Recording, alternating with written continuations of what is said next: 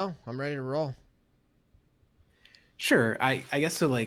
Um, originally I said we want to talk about the minimum wage. Still a good topic for you. Yeah. All right. Um, so I mean, I guess the classic position on the minimum wage from leftist perspective is that it seems to raise incomes, only slightly raise prices, and not have any major disemployment effects. So on net, it's net good, at least up to a certain size. That size, as estimated by a recent study by a guy named Doob, who did a meta study, says it's around 59% of the median wage. So $15 would be maybe slightly over that by the time it was implemented. It'd be like 65%. So it's maybe a little risky, but I think that the overwhelming like poverty reduction effects are probably worth it. That's the basic take. Um, I Right. don't know. What's your And perspective? no, the problem with that is that that's not how it works. Economics is clear that you create deadweight loss anytime you put a price floor on any kind of good, and so you end up it causes job losses. It prevents people from being able to get jobs. It reduces the overall size of the economy. It actually harms poor people the most. It's frankly an economically indefensible policy. It feels good emotionally. I mean, people. Oh, don't you want people to make more money? Don't you want people to get higher wages? And if you spend 10 seconds thinking about it, you'll be like, oh yeah, no, I like people to get higher wages. Yeah. And it's an emotional knee jerk reaction. But if you actually look into it, it's essentially you can't defend it. It actually is just overall negative. Pretty much everybody, and I know that there's studies on both sides of it. There's been a million different studies on the minimum wage. Um, the Most of the studies actually show a net negative impact on the economy overall, and so it's like the whole premise though that like you sitting there, you're the one that should be the one that gets to choose what the wage is preposterous. Central planned economies don't work. They never have throughout any period of history, and so you can't. I would never trust you to choose what the appropriate wage level is for any industry. And once you think you can take that power and determine what people can and cannot pay people, you'll eventually screw it up. Sure. So I mean, I guess the basic take. First off, obviously, minimum wage is nothing close to central planning. It's like a somewhat degree of planning in one field. So like that's just ad hoc. But there's kind of two routes we can go down here. We can either talk about it from the theory perspective, in which you're wrong. There are cases in which deadweight loss is reduced by either subsidizing or taxing a product. It's cases where there are externalities or where the market's inefficient, like we think the labor market is. Or two, we can come at it from the empirical perspective, where, as you say, most studies do find a negative effect to the minimum wage, but that appears to be due to publication bias. When you look at meta studies, which account for publication bias, which you can empirically measure, the effect of the minimum wage seems to be very close to zero. It's something akin to the order of you double the minimum wage, you see an increase of unemployment on the order of like 1%, 5%. Like percent of unemployment raised, not like it would go up by 5% in absolute percentage points. So, I kind mean, of which route do you want to go down? I can go down either way. Either way, the minimum wage does not make sense. The other thing that you can do is you can use literally just use common sense and use logic and use reason and just think about it logically. And you can look at all of the different studies that show that you people Well, lose common sense ain't jobs. studies, right? Like, which one are we going to use? I mean, if you really like, I don't think it's worthwhile to talk about individual studies because there's literally hundreds of studies, and I'm perfectly willing to admit that Sure, that's why we'd use meta studies, right? Like, yeah, no, and you can look at meta studies as well, and a lot of the meta studies also show that an overall negative impact on the economy overall, and so um, the meta studies that I've seen show without a doubt it's a negative study, and so you can get into your oh, this meta study said that, and this meta study said this, and this meta study that, but it's like that's not very compelling when you actually just think about it logically, and you're like, okay, you've got a business that's struggling to get by, like a restaurant, and you can look at actually statistics too, like how many people actually get paid the minimum wage, who gets paid the minimum wage.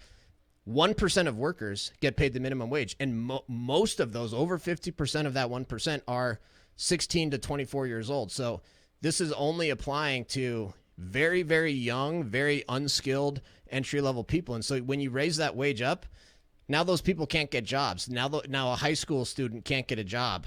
An entry-level Sure. worker, I mean, these an are all, like, entry-level nice worker claims, can't I get a guess. job. So you're actually preventing people from having an opportunity to gain the skills. You know, the minimum wage is not supposed to be for anybody that is an entry-level worker or a high school worker. They're not supposed to be providing for families. It's really not That's about not who supposed to. It's that the minimum that's not who wage it's is a for. policy tool. The minimum wage is a policy tool, and we know that when we raise the minimum wage, it doesn't just affect people who are earning the minimum wage. It actually pushes up wages overall. It literally shifts the entire spectrum upwards. And there's two ways that it does this. One is that it increases pressure on employers to pay more wages so that they can compete for employees.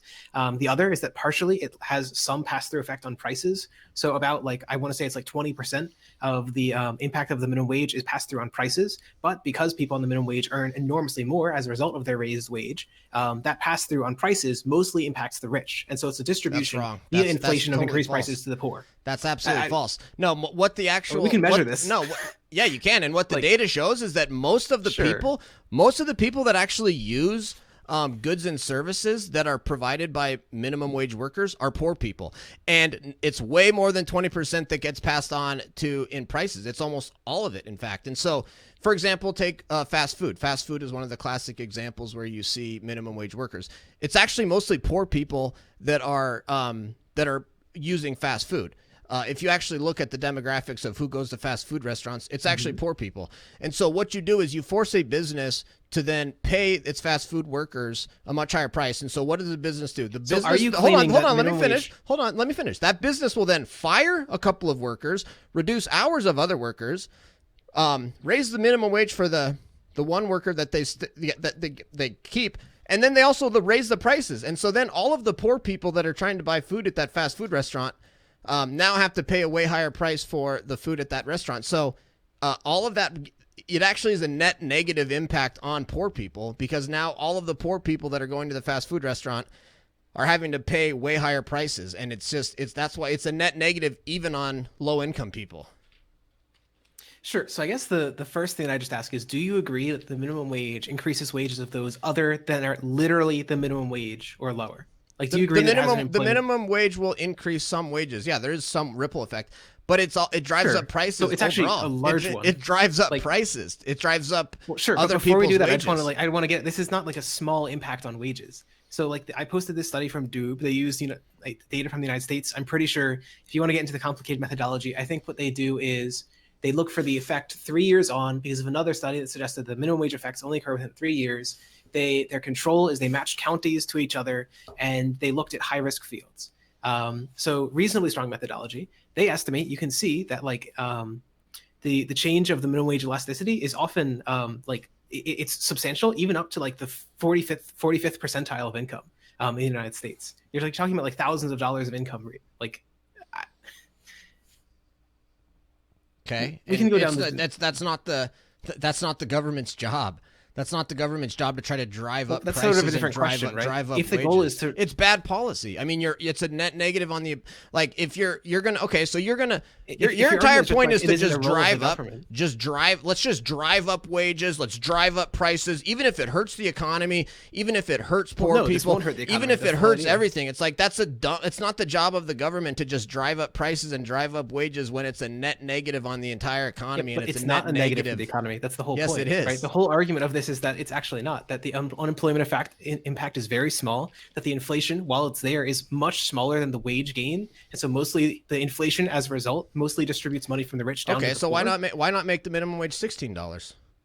Sure, because that would be above the point where we think there wouldn't be major economic and so you think you think you're the right person in the world to decide this is the exact right. It's $15. It's not $15.20. It's not $14.85. It's not $14.96. It's not $15.75. Nope, it's $15. It's preposterous, dude. $15 is chosen because it's an easy word to say. It's $15. It ends in 5. It's a simple number. That's not chosen because it's the perfect number and some government bureaucrat or some academic is the one that's going to choose. If you really wanted to pound me on it, I would be happy to agree to a $15 minimum wage, because then it would be 60% of the median wage by 2050, and then it wouldn't be linking into this impact. I mentioned this study by Doob, right? The reason why we set it at a certain number is because beyond that number, we think there are economic harms. If you want to get into the theory argument for why that is, it's because we don't think the labor market is efficient. I guess the thing that I would pose to you is you're trying to say, why do I get the authority to set what the wage should be? The question I'm trying to ask to you in turn is, why do you think that the market wage is necessarily the correct wage for every job? Because that's what history shows, is that the market is the most efficient mechanism to set prices with supply and demand. This is economics 101. Do you think that the government can never be made more efficient? Just in general, is it never possible to increase the efficiency of the market? It might be possible in some situations. It's certainly not possible in the labor market. If you actually look at if you actually look at other countries that have very rigid labor markets, like France, like where France has a very high minimum wage and then they've got very strict labor laws, which I'm sure you support. What you actually see is that it's very, very difficult for people to get jobs because companies don't want to hire them because it's very expensive for them to hire them. And then it's very, very costly and almost very difficult for them to fire people. And so when you start getting this massive government control of the labor market, it harms people because they can't get jobs, they can't move jobs, they can't do all these different things. It's a horrible, horrible policy. And absolutely, the market is way more efficient at setting the appropriate level of wages, whether it's the minimum wage or any other wage, than you. Sure. So I guess you've got one study. And it's like, dude, there's hundreds and hundreds and hundreds. There's thousands. There's probably thousands of studies. You've got this one study. And that's why we use meta studies, right? There's a lot of studies out there. That I've referred to. Literally every study I've referred to, but one in this conversation, has been a meta study that have gone across many studies. So in fact, the study I just sent you is a meta study of what you're talking about in Europe. It's called employment protection legislation. And everything I've said is also from meta studies on minimum wage. If so, why don't you just post the studies? Like, which ones are you citing? It's like I would cite for minimum wage, like Ducogliago's 2009, I think, and Klestis like 2014, and then Doob 2019, and this one most recently is Heimberger 2020. I think that I'm betting you're going to get like the Neumark and Washer 2007 literature review, which is not a meta study. No, there was actually one from Neumark and Shirley from January 2021. So it's like, okay, wow, how cool is that? Wow, Neumark and Shirley 2021. I got you with the Mendy study. I win. It's like, dude, that's not how it works. Well, like, yeah, I could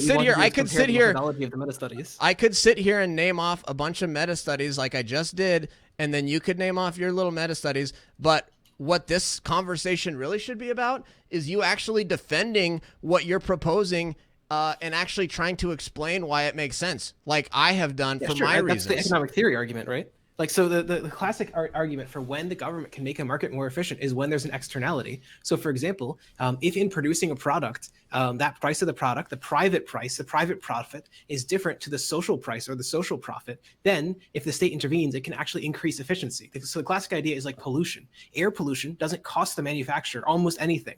It's very hard for them to get sued, and they don't face much direct repercussions for it. So the cost is virtually nil, but it costs society quite a lot to have air pollution. And so taxing air pollution or incurring some regulation to reduce air pollution can actually make the market more efficient by reducing production of harmful goods. That's the classic argument for carbon taxes, or the EPA did this very successfully with a creation of supplementary markets for air pollutants. And I can send some studies about that. Those are really interesting. Nobody disputes that, like environmental regulations, like that's not necessary. You can call that it's a externality and it's a market inefficiency, or it's like, no, it's pollution. Externality is literally like an econ 101. It's pollution.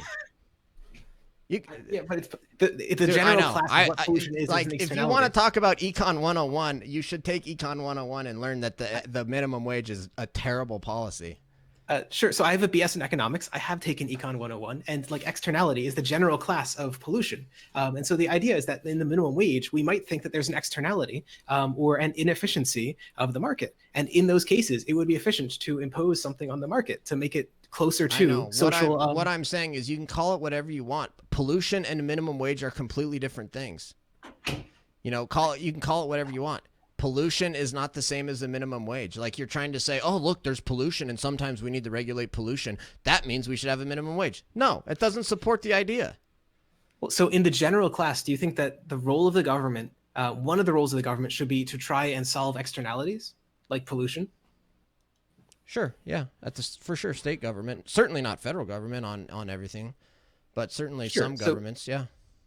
So the classic argument for why people are paid less than what they should be paid in like wage markets is that there's what's called monopsony, that employers have a lot of power to choose who they sell and who they don't, and so they can force employees to be underpaid because you got to work, and so people will work for less than what they're truly worth. They don't have equal bargaining power. This is like a very, very simple model, but it seems to be reasonably predictive of why people are underpaid and why there'd be a point at which you can't go above that point. Once you raise worker power. The problem with that is people are not underpaid. You know that nobody is forced to go to work. There's no underpaid people out there. That's something that you made up because you think they're underpaid. They don't, and they maybe think they're underpaid. But you know what? When it comes down to it, they're still part of $15 minimum wage. They're still willing.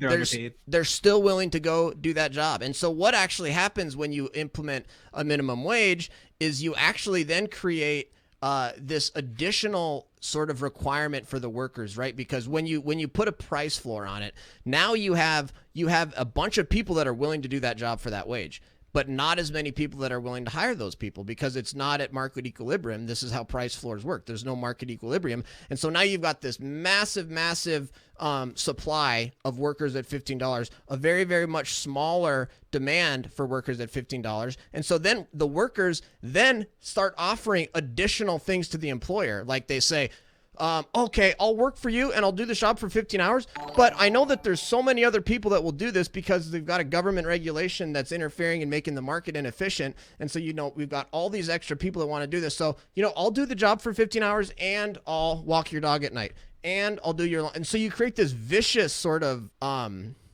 like competitiveness amongst workers because there's this massive oversupply of workers at $15 an hour and a massive undersupply of it, and you've got this inefficient market, and that's how you end up with lower unemployment, higher prices, harming the poor people because it's poor people who actually buy goods and services from minimum wage workers, and all of the net effects.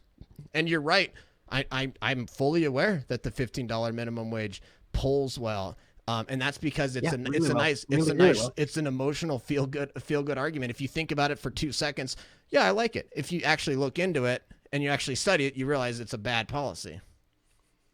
I mean, I guess that most Americans are pretty stupid by this logic, including most Republicans too. So you think anything that polls over 50% is good policy? Is that what your position is? Well, no, your position is that people don't think they're underpaid. And then I said, well, people think they want the $15 minimum wage. And since that would raise incomes for about half of the country, then probably most people do think that they want an increase. No, I said doesn't matter if they think they're underpaid. They're still willing to do the work because they're doing it. Okay, so do you think that doing something is the same thing as demonstrating that you're willing to do? Yes. General case? Like, come on, man. You can cut out there, but all the time. You cut out there though. But yes, if you're actually willing to go work for $10 an hour, then you're willing to go work for $10 an hour. Okay, I just don't think this just doesn't seem to be actually what's true in reality. We can raise workers' wages without it harming the economy. If it harmed the economy, then this was just that we're raising it what beyond the market can handle. Okay, this is exactly what but you keip saying that, and all the meta studies show that that's false. Sure, but it's not all of the meta studies. The only meta studies that found it false were Neumark and Washer 2007, and then the new one you just mentioned. And the problem with the new one that you just mentioned is that it has a selection bias. They didn't take. What they did is they lumped together like every study, and they didn't look at particular like subgroups. So they weren't looking at like all workers. They lumped together all workers and really at-risk workers. And so it's just like methodologically not nearly so valid as the other ones. Moreover, no, actually, they actually have very strong criticisms of the methodologies of the one you have cited too. So okay, I think that there's a difference in like critiquing the methodology of a study because like. It is blatantly using incomparable numbers and then lumping them together, which is what Shirley and Neumark 2021 does. And like Ducogliago's 2014, where what they do is they try and control for like publication bias, which you can literally see. I can show you this, like the funnel graph.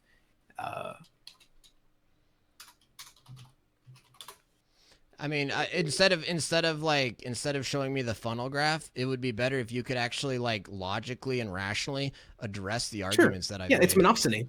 Yeah, the logical argument for why this works is monopsony, that workers don't have as much power as employers do because there are more employers, there are more employers and fewer possible jobs than the number of workers. Workers don't get to pick between jobs. And as labor markets get tighter, that tends to change, but labor markets will almost never be in the full employment situation. I saw you reading about that beforehand. It's really hard to get labor markets like that. And so unless you want to have a way to achieve full employment, you need a way to raise worker power. And so you can either do that with like widespread unionization, which, you know, if you as a conservative would like to support like sectoral bargaining, widespread unionization, be my guest, or you can do it with state coercion via like the minimum wage. Wrong. Or you can do it with free market capitalism, which has been the number one way to raise people out of poverty. And if you actually look over the history of the world, the number one most effective way to actually raise living standards and raise wages is actually free markets, liberty, small government, constitutional government, and that's how it's done. And so it's like, man, it's interesting. It's interesting that the United States of America became the richest, most powerful country in the world, in the history of the world, by using free markets and capitalism. And now in 2021, we've got a bunch of people sitting behind their computers typing out things saying, no, free market capitalism doesn't work because of monopsony. No, we have to have more government regulation. And no, we got to do this, we got to do that. And it's like, dude, we got here by free market capitalism. Sure. So if the argument is just like generally that government intervention is inefficient, then sure, you can argue that if you want, but this just doesn't seem to be the case, right? We can point to the extremely successful examples of like state intervention in pollution markets. We literally created a market for pollution, and we solved like nitrous oxide. We solved acid rain because of the Clean Air Act. It's gone. We can talk about examples where like it's been incredibly successful. And it had no effect I get it. I understand. Pollution is a different thing. We're talking about the minimum wage. Sure. So then when we look at like minimum wage in meta-analyses, we also don't see much of a negative effect. We only see the substantial positive effect. We see enormous reductions of poverty. Wrong. The problem with just spouting out conclusions, which is all you do is just spout conclusions and then say the meta-analysis says this is wonderful, is that no, I've got meta-analysis that says it's not wonderful. And so that's why I'm explaining to you the actual logic and reason behind this and the actual history of the world and how we got to be a rich country where we had a middle class, we had a very healthy middle class, which was with small government and minimal government interventions and low taxes and low regulations and all of those things. And you're sitting here in 2021, sitting here in this wonderful economy that free market capitalism built and thinking that you've got the answer and that you can centrally plan the economy and you can go and tell firms what they have to pay who and how much they have to pay this person. And that is a recipe for disaster. It's a recipe for inflation. It's a recipe for causing people to lose jobs. It's a recipe for the size of the economy going down. It's a recipe for preventing people from gaining entry-level skills because they won't be able to get these jobs because a business might hire somebody in an entry-level job and pay them $10 an hour, but if they have to pay them $15, they're not going to hire that person, and so that person is going to be completely removed and not even have the ability to actually even gain skills. And this idea that government and government officials and politicians and bureaucrats are going to be these geniuses who can just perfectly set what the wage ought to be and what the perfectly efficient wage is preposterous. That's what's failed throughout history. If you look at throughout history, that's what's wrong. Like, you don't let the government just set prices. Since when has government setting prices been an efficient success in any country, in any part of the world, in any part of history?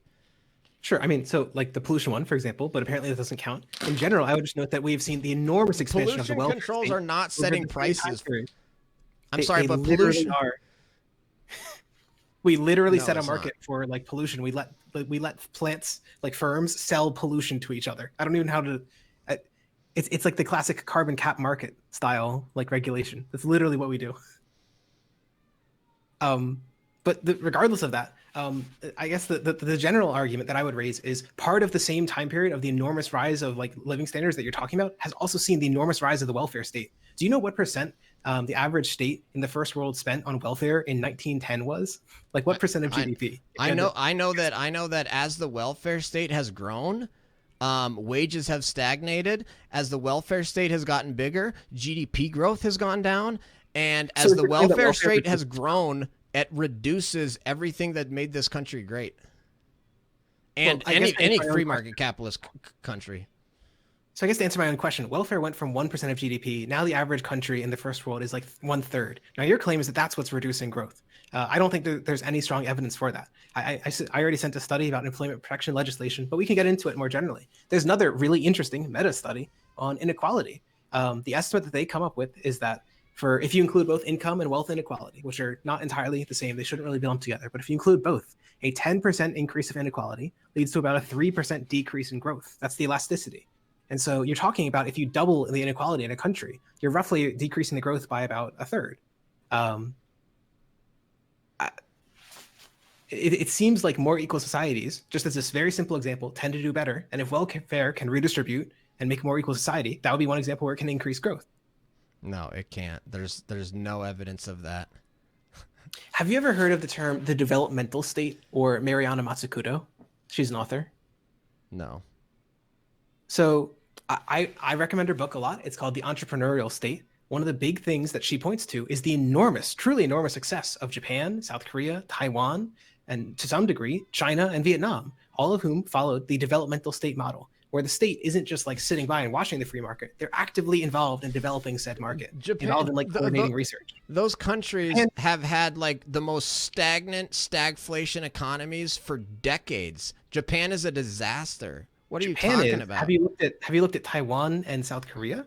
South Korea is richer than Greece. Two decades ago, it was as poor as like Vietnam.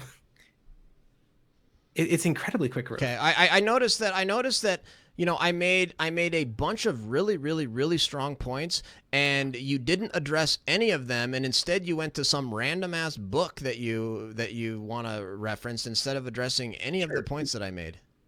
Because the general idea is that there's a lot of evidence, like from a lot of different like ways we can look at this, from reducing inequality to actively improving the efficiency of markets, developing markets, the developmental state, or Matsukuto's whole thesis. The state can actively improve efficiency. So this idea that we live in this like market paradise is absurd. We are living in the era in which state power tends to be increasing over time.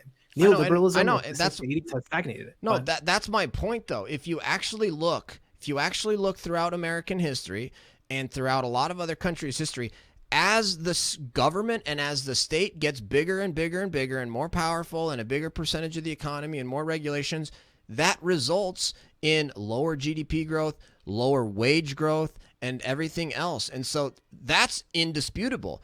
You're right. The government has done nothing but grown over time. And so I don't dispute that the government, I don't dispute for a second that the government has done nothing but grow and grow and grow and get bigger and bigger and bigger. The point is that as that's happened, it's resulted in lower wage growth, stagnant wages, and lower GDP growth, lower economic growth.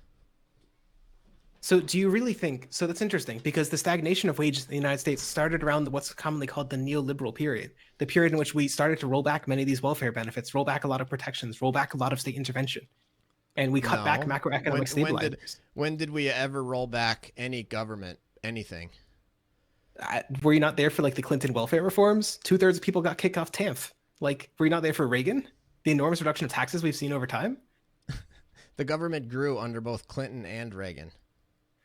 You do know that, right? The overall size of the government. The main reason that it's rising is due to Social Security benefits and health care expenditures.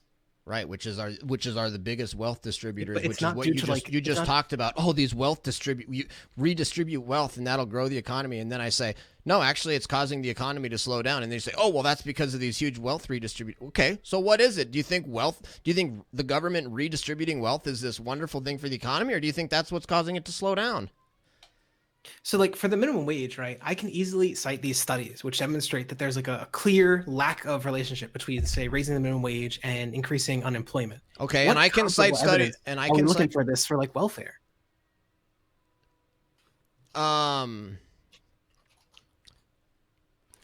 There was a fun study that came out a little bit earlier. I want to say it's called like Snap Entrepreneurs, and it's all about how like recipients of welfare are actually substantially more likely to create small businesses. They're substantially more likely to innovate in their communities. That welfare literally grows GDP by like producing healthier and like more intelligent and more able to work children. Do you disagree with like the ability of increasing human capital via like state expenditure? Yeah, I'm not. I don't support welfare at all. I do Okay. support. I do support. Like, I think at the state level, certain like sort of minimum social safety nets are appropriate. But I think when you get like at the federal level, massive welfare programs at the federal level, I think actually are a net harm on society. I guess this is fine to hold as an abstract belief, but generally when we try and dig into the evidence on this, it's really hard to actually prove it. Like, if anything, do you have a school of economic thought that you tie yourself to? No, because here's the thing. Like, I don't think, like, first of all, you have like almost this religious belief and this religious faith in academic studies, right? And so like I actually prefer to think for myself, and so I've actually studied the history of the world, and I've studied economic theory and political theory, and I have looked at the data of what has gone on in the world, and I've made up my own mind based on all the different studies and evidence and writings and political theory and the history of the world and things that I can actually explain to you logically that you can't address. The only thing you can do is you can just cite, oh, but there's a study, but there's a study, but there's a study that's, it's like, dude, why don't you actually address the logic behind them as well, though? Think for yourself, man. Right? Quit relying on the study so much. Think for yourself. Address the topics with logic and reason, and think for yourself. Don't just rely on studies constantly. All you can do is cite studies, and you just take it with faith that a study said it's true, without actually taking a step back and actually looking at the history of the world and looking at what the role of government is, and looking at the history of what governments do when governments get power, and looking at the size of the economy and the GDP growth over time, instead of just like, oh no, but there's a study. That's actually a really interesting thing. So do you think that like just simply observing trends over time is the best way to prove causation between two things? No, I think going to an academic study and just whatever the academic study says, just believe that without actually thinking about it yourself. Do you think that I'm like naively suggesting that you should just trust all studies? Or do you think that I'm trying to suggest that like, hey, when you look at meta studies and a whole bunch of meta studies agree, and the theory behind it, the economic theory, all agree, those are all in line. Here's what I really think. I'll tell you what I think. I think that you love left-wing academics who put out a bunch of left-wing studies, and you don't think for yourself, and you find these left-wing academics at left-wing universities that put out left-wing studies, and you take them and you think you have this religious faith, you think they're God, you worship these left-wing academics that put out left-wing studies, you don't think for yourself, and you just take whatever the studies say and then just parrot it. You're not thinking for yourself, you're just parroting whatever the latest left-wing academic said. How would we be able to verify which one of us is a more independent thinker? Do you think that when you look at like statistics, when you look at GDP growth, it doesn't filter through your own biases? Do you think that you are like able to rise above this, but I, by virtue of having a different political opinion, am unable to do so? Are we all sheep, but you are the only one who can see through the lies? Come on, man. No, I think the way that you could do it is you could actually you could watch this video between us, and you could watch me and actually provide you with logical explanations for why the minimum wage doesn't work, and then you can watch you respond and not be able to address any of them, but say, no, but there was a left-wing academic that did a left-wing study at a left-wing university, so believe that. Do you want to talk about the logical arguments for these? Like for the income inequality one, it's pretty clear. The channels there we think are pretty simple. When people are poor, they can't invest in their own human capital. They can't invest in their own education because they don't have the resources to do so. And so because they don't do so, they're worse workers. They provide less to the economy. And like it's one of the simplest, easiest to understand channels. And it seems to be very, very true in everything we observe. It's one of the simplest ways to understand why income inequality might hurt economic growth. We can go down this for each one of these. In labor markets, I talked about monopsony, right? The idea is that EPL, employment protection legislation, and minimum wages are both effective up to a certain point where they're combating monopsony. They're combating worker not having the same power as like the employer. These are all logical arguments. They're theoretical arguments. You don't need to like have a single empirical study to believe them. You, I think, are in fact relying on models your own. When you say it's common sense, you're implying that any imposition of the government into like the labor market reduces unemployment. That's based on a model. You just don't think of it like that. You think that there's a supply and demand curve and there's no externality there. There's no market failure there. And so shifting either will reduce unemployment. No, I agree. It is based on those models, but it's also based on real life. Real life, dude. Like go to your local restaurant in your local town that is barely getting by right now, and they're paying their workers $10 an hour, and they're struggling to get by. and your local restaurant that is literally going to fire people or go out of business if they are forced to pay a $15 minimum wage. Like real life stuff, man. Not just left-wing academic studies, like actual real life and logic, because you don't have to be a genius to know that, hey, if there's a business and they're struggling to get by right now and they're just barely paying their workers $10 an hour and they're barely surviving, if all of a sudden they have to raise wages to $15 an hour, that business is not going to do very well. It's going to have to fire workers or it's going to go out of business. That's how the world works. That's reality. So is your method of observing like going to a restaurant and just like physically looking at it? Do you speak with the employer? Because if you're doing that, really all you're doing is trusting their perspective. You were just telling me to think for myself. Why would I just trust the perspective of business owners rather than looking at the actual effects of things? You were just saying that I should look at the actual data, right? Tell me, what's the actual effect of a business that's got a small business? Because some businesses will go under. Yeah. Okay. Yeah. Exactly. So it happens. Okay. But so businesses go out of business, and you're fine with that. Yes. And you realize that, it's mostly small businesses that actually have minimum wage workers, and it's mostly low income people who are the people that are actually going to buy products and services from these small businesses with minimum wage workers, and you're just going to screw them. This is the thing. It's like I assume you pretend or you think that you support the little guy Before or whatever. We get into this and meanwhile, meanwhile you're supporting firms too. Meanwhile, you're supporting policies because they're inefficient, right? And it's okay to destroy inefficient, badly productive firms, right? Do we agree on all of these premises? You're supporting policies that are going to benefit the biggest corporations and most powerful corporations in the world and destroy small businesses. And I think that's pretty terrible that you would want to throw so many small businesses under the bus. And meanwhile, all the big firms are going to be totally fine. I guess two questions. One, do you support antitrust? Like aggressive antitrust enforcement, say to break up Amazon, break up Twitter, break up Google? I just want to make sure. I wouldn't say aggressive antitrust. I don't necessarily have a problem with antitrust, though. Okay, so I want to make sure. We do at least believe that you can break up large firms. Two, do we agree, this is what I asked before, that the market also takes underproductive firms out? It takes unprofitable firms out. Do we agree? Yeah, the market does. I don't want you doing that by mandating that to pay a bunch of workers a bunch of extra dollars. So one of the things that's interesting is one of the ways that the actual effects of the minimum wage gets passed through is through prices. We mentioned this before. It's like 20-40%, something along those lines. But the other way that it happens is workers are shifted from less productive to more productive firms. There are literally studies on this, that when you do the minimum wage, there is disemployment in less productive, less profitable firms, and the workers get shifted over into more profitable firms. Now, again, you can say, why would you look at a study? Just look at the world. How many times have you been able to track hundreds of thousands of workers traveling between different sectors in an economy and the profitability of the businesses they're in? You can't do that as an individual. Let me ask you this. This is why we use the evidence. Let me ask you this.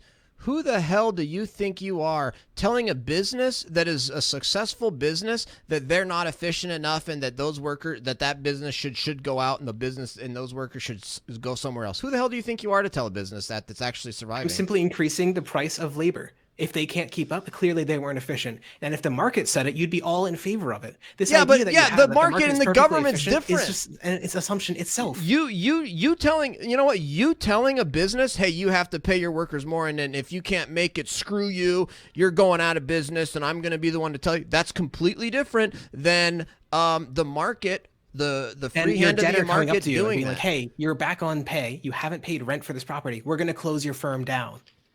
Oh, that's different? It's only different because you think the market is efficient. The question here is whether this action is efficient. And so far, the only evidence that we have that's not efficient is one meta study. There are many more meta studies finding the opposite conclusion with better methodology. Well, why wouldn't I believe them?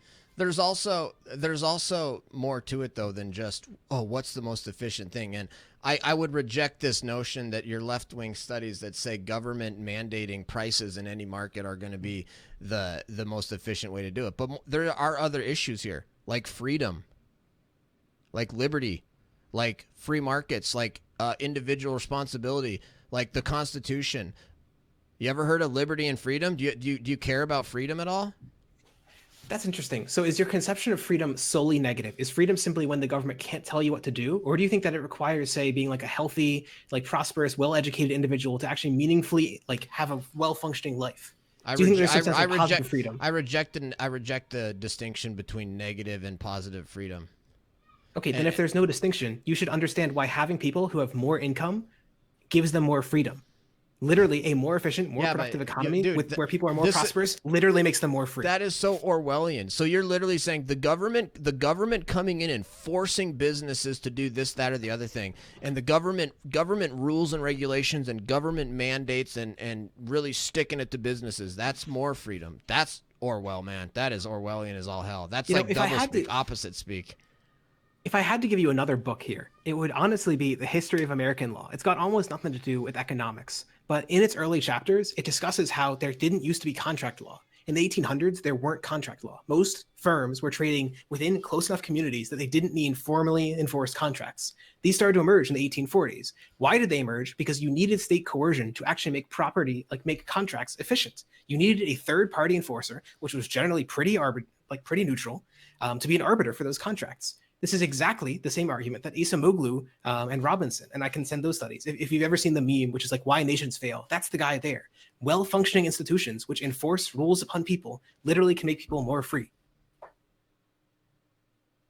That's it. No, you couldn't dude, have had yeah. functioning contracts without the state enforcing them. Like, Dude. if you agree with that, you can understand this concept. It ain't hard. God, dude.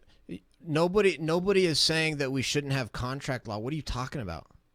Okay, Did I ever say we shouldn't have you're okay with contract state law? imposing on people to make them more free, right? Dude, this is the most insane thing. Like you take this notion that there should be freedom, and then you say, oh well, you must be an anarchist. Then I'm not an anarchist, dude. Conservatives and constitutionalists are not okay anarchists. With some imposition, right? You're okay with some imposition, but not others. And so I'm trying to figure out why you like some imposition of freedom, some restrictions of freedom, which increase freedom, but not other restrictions of freedom, which I think increase freedom, right? That's what I'm trying to figure out here. What's the fundamental difference between like restricting people's freedom so that they can have well-functioning contracts and restricting people's, say, freedom in the labor market so they can actually have more prosperous and well-functioning lives? You're not it's restricting anybody's freedom when you enforce a contract, because you know why? In order to enforce a contract, they had to have voluntarily entered into the contract. So like enforcing contracts and enforcing private property this is literally Orwellian stuff. No, then the minimum wage isn't an imposition. You're saying that requiring somebody to follow through on a promise that they voluntarily made is the same thing as the government coming in and mandating a government has to pay, or a business has to. That's not the same thing. That is like the opposite speak. That is not the same thing. So then I'll just say it's voluntary, okay? If you choose to open up a business in the United States, all the current businesses, they get screwed, okay? But you know what? Social contract theory, they bought into it. All the new firms that open up, they agreed to the contract that they have to deal with the minimum wage. All the people who are born in the United States continue to stay in the United States, they agreed to the contract. If you're willing to defend this idea that because you agreed to something that it is voluntary, then you can argue this isn't coercion. I think that's absurd. I think it's clearly coercion, but it's justified coercion. The same way that a contract is justified coercion. The state isn't just forcing you to follow through on a contract. They're forcing you with a specific enforcement mechanism that you will pay damages with the state-enforced, state-paid arbitrator, the court. That's not very compelling at all. I'm sorry. It's just not. Like, I'm sorry. Enforcing contracts is not the same thing as the government minimum wage. I don't know where you came up with that analogy, but that is not the same thing. Okay, I understand they're not literally the same thing. Just like the behind the general concept. Just like the minimum wage and then pollution controls are not the same thing. So if you can understand why, in both of these examples, I've tried to argue how in the general category, it is possible for, say, the state to impose on the market and make the market more efficient. It is possible for the state to impose on your freedoms and actually grant more freedom as a result. I think that the argument here is that in the general case, you can understand this. It just seems are you a communist? Are you a communist? No. Actually, are you a socialist? Yeah, I'm a reformist socialist. Okay. That's scary, man. That's some twisted stuff. That's so freaky to me to hear somebody actually say that the government forcing people to do stuff is actually more freedom. That's scary stuff, man. That's scary that you actually believe in the example of forcing people to pay them a wage that they can like meaningfully subside on, the imposition here is like meaningfully granting people the right to like life and like well functioning in a society. You agree with the general concept? That honestly sounds more Marxist and like communist to me than actual socialist, because you're literally saying that you've like, never read Marx. The government forcing people to do stuff. No, I have. Don't worry. I don't even want to do the standard thing. It's too mean. Look, what I'm trying to get at is you clearly are okay with some imposition of freedom. Like again, the other thing that Duh, dude, I'm not an anarchist. Like, quit acting like yeah.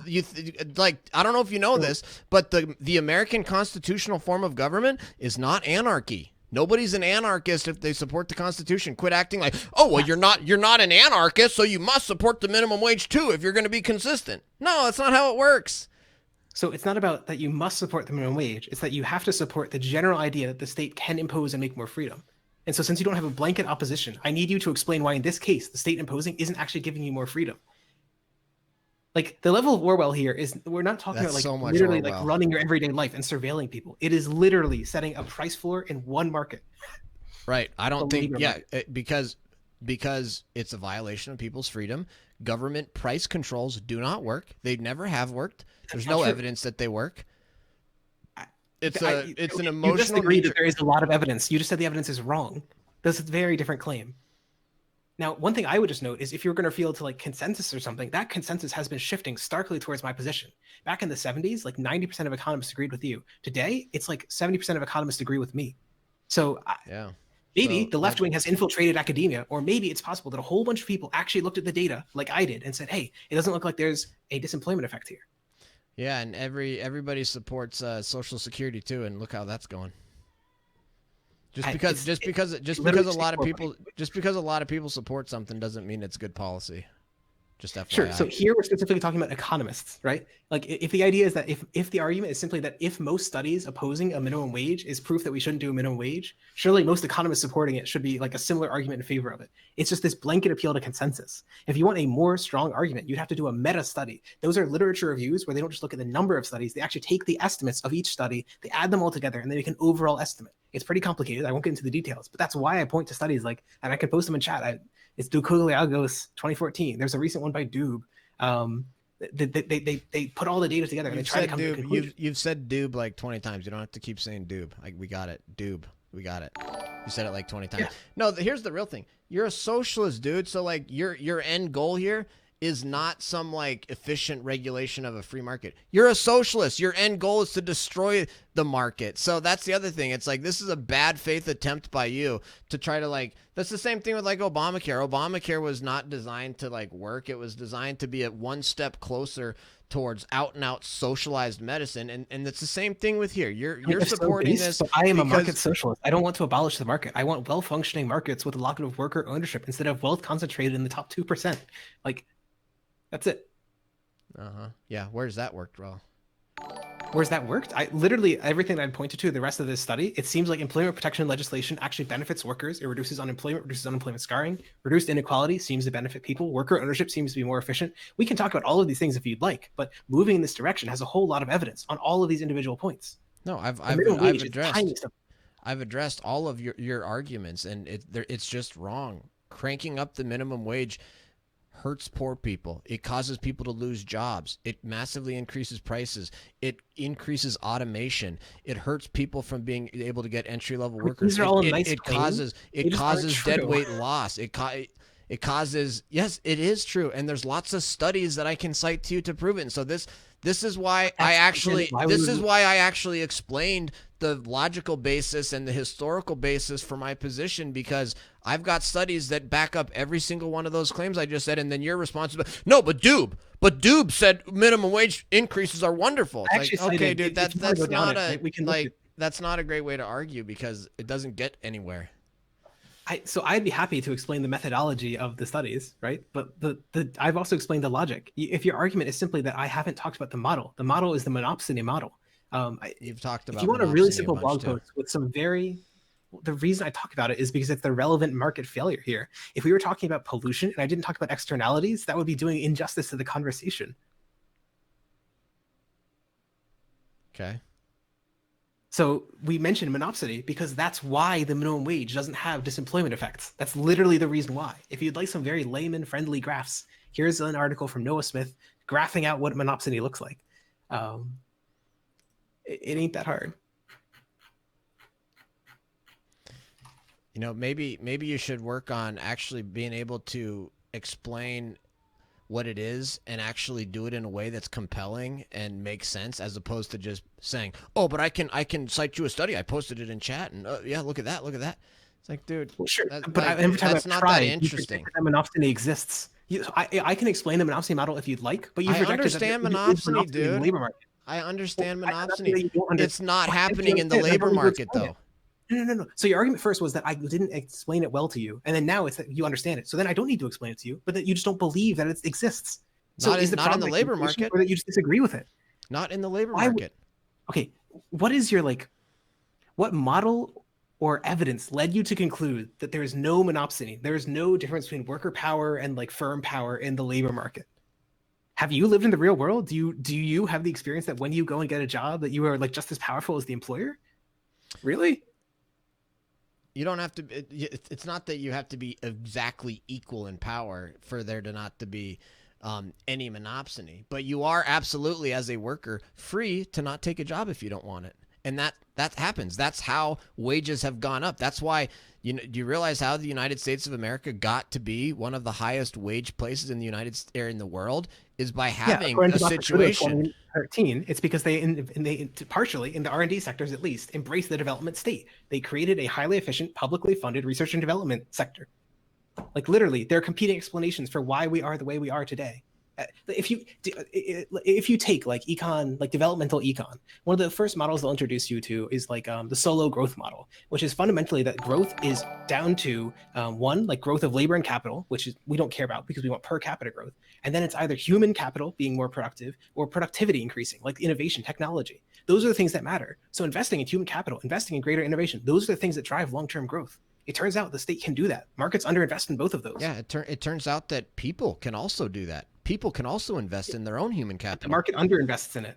That's the whole point. The market is not willing to fund the average person enough to get them all the way through college, high school, elementary school, and so on, particularly for poor adults, poor families. Huh. Interesting that we got to be such a highly wealthy society. Without we do a lot of investment in human capital. That's actually precisely the point. We did a whole lot of investment in R&D and a whole lot of investment in human capital, and it's part of why we are the society we are today. Public schools. Yeah, literally, the creation of public schools is investment in human capital. But even beyond that, it's like worker training and R&D. Yeah, not mandated by the government. Do you think that without the government, there would be an equal level of public education, of like education free to all? No, we're talking about our investment in R&D. Like what that's not government mandated. Okay, it's not government mandated. It's heavily government subsidized. No, businesses are investing their own money in those types of things. Yes, and so is the government enormously. Like in pharmaceuticals, I want to say even today, it used to be even higher, but even not today, historically. 50%. Historically, it was even higher, is what I'm saying. Historically, 75% of R&D in pharmaceuticals was government funded. The government is the reason why you have a huge proportion of like the drugs you have today. This is stuff you can just maybe in pharmaceuticals.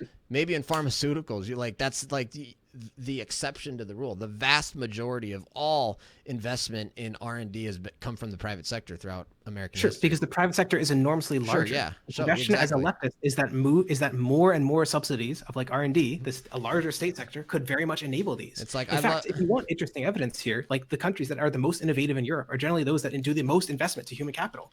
Like the highest rates of startup, intriguingly, are those in the places with the biggest welfare states, like the Nords.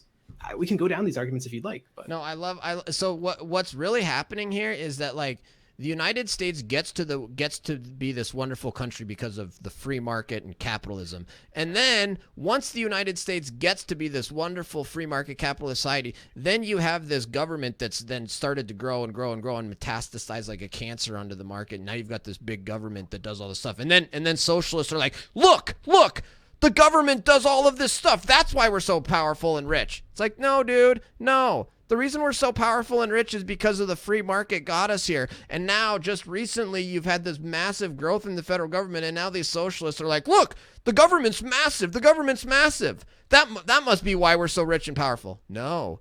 The reason we're rich and powerful is because of the free market and capitalism. So, again, the question is, what model actually led you to believe this? Because this just sounds to me like something that you'd be taught. Yeah, this just sounds like that you'd be taught by like a history teacher without firm evidence for it. Dude, Because I'm guess what I'm sure suggesting is if there's you so much wanted, reason to believe okay, otherwise. you literally won't even believe the fact that the United States became rich because of free market capitalism unless there's a study that tells you it. Because we have studies suggesting otherwise. The main reason for economic growth is literally education and investment in research and development. It's to the tune of like 80%. I can send that one. It's a neat study. It's literally Oh about the man. solo growth model. Oh man. Huh, interesting. I didn't know the United States of America is the only country in the whole world that's ever invested in education. Huh. It's not. Part of Weird. the reason the whole world is raising up is because we're investing more and more into human capital. If you've looked at like years of education in Africa, they're enormously rising. And it's part of the reason that we're seeing Africa's economic growth begin to take off. Part of the Dude, no. reason that the development state was so successful in East Asia is because it invested ungodly amounts of money into research and development and human capital. That's just wrong. If you actually look at the differences between countries and which ones have high growth rates and good economies, it actually comes down to things like private property rights, the rule of law, lack of corruption, constitutional governments. That's what actually determines whether a society and an economy grows. It's not like you can't have an economy that has no private property rights, no rule of law, and massively high corruption. And but they invested in education, they're gonna have this great economy. It's just there's no that doesn't happen. That's not how it works. Because so one of the things that's really interesting is you want to know one of the most interesting findings of a recent study: more taxation leads to less corruption. Literally, more taxation, because it leads to more citizen participation in government, is correlated with less corruption. There was a really neat study about it in fucking I want to say it was the DRC. When you tax people, they get involved in local government and they want to make sure that it functions well. This is part of the correlation for why corruption is like lessened with more taxation. The development of the modern state. And if you want another book to read about this by two development economists, it would be Acemoglu and Robinson, The Narrow Corridor. The narrow corridor explicitly lays out the argument that you need to develop state power to have a less corrupt government with high functioning rule of law, with high functioning property rights. Okay, let to me even ask you get this. this well functioning market, you need to build up the state. Have you ever read Adam Smith? Yeah. Okay, just checking. I was gonna say because there's a book you could read as Adam Smith. So Adam Smith said that like he had like a visceral hatred of landlords. Do you? Mm-mm. Okay. So are we just like worshiping Adam Smith now, or? No, I was just gonna point you to a book since I guess that's what we're doing is pointing to each other Okay. to different books. So Adam Smith was a classical economist. He believed in the labor theory of value. Do you? No, you believe in neoclassical economics. If you have to pick a school, it would be like the new neoclassical synthesis. That's like 2 centuries after Adam Smith. I don't know. I like Thomas Sowell. I don't know what school he is. Yeah, You ever he's read gonna Thomas be Sowell? like that's gonna be Sowell. Yeah, and Sowell's wrong. I guess the point. The neoclassical models are wrong because they assume that markets are perfect. They assume that they're nearly perfectly competitive, and they aren't. In the real world, markets have frictions. Markets are not efficient, or at least not perfectly. All right. Good chat. I've been enjoying it. I hope you have too. Don't take anything I'm doing personally here. Well, no worries. I mean, I guess the takeaway that I would just have to anyone here, if you want like a really simple read about minimum wage, it would be this blog post by Noah Smith, who is not even, they're not even, I don't think they're, I want to say they're literally a neoliberal. You don't need to be a socialist to like a high minimum wage. The theory is all there. The economists are all there behind it nowadays. You too can come to support it if you only read the sacred texts of Noah Smith. Okay, and what yeah. I would say in closing is that like I think that I love higher wages. I want higher wages. I would love to see higher wages. I think that if you actually want to achieve higher wages for people, which I do, I think the best way to get higher wages for the lowest wage people, because remember, only 1% of workers work for minimum wage, so it's a very small percentage of people. So I would like to see everybody's wages go up, not just the 1%. And the lowest 1%. I understand that there's some ripple effect of an increase in minimum wage. I think the downside, yeah, it's the bottom half. It's only half the of the country. the downsides of increasing the minimum wage outweigh that. But there are better ways to get the wages to go up. And you saw that, for example, under the Trump administration when we reached full employment and you started to see rising wages. And you get there by cutting regulations, cutting taxes, releasing the free market. And so, unfortunately, that is not as you actually have to think a little bit harder about how that works. And you actually you know, it's not as such a knee-jerk emotional, oh, just the government just mandates it. It's too easy. It doesn't work that way, unfortunately. But I'm all about getting the wages to go up. I think there's much better ways to get wages to go up, and so Yeah, I mean, I'm just I don't glad that you support disagree. unions and sectoral bargaining, right? A free market solution to the problem of worker underpower. If only every worker in the United States was in a union, they would have more worker power because they'd be able to collectively bargain. I Glad we support. agree. I think unions were okay in the 1800s when you had company towns, but beyond that, they've kind of lost their. Um, and I have no problem with unions, sort of in a true free market setting. For example, in the old west, in a company town, I'm okay with the union in that situation. What I'm not okay with is the way that the unions are set up now, with all of these government laws and regulations that are giving them more power than they would have in a traditional situation. But anyway, I gotta use the Okay. restroom, so I appreciate this chat though, and I enjoyed it. I hope you did too. All right. Have a lovely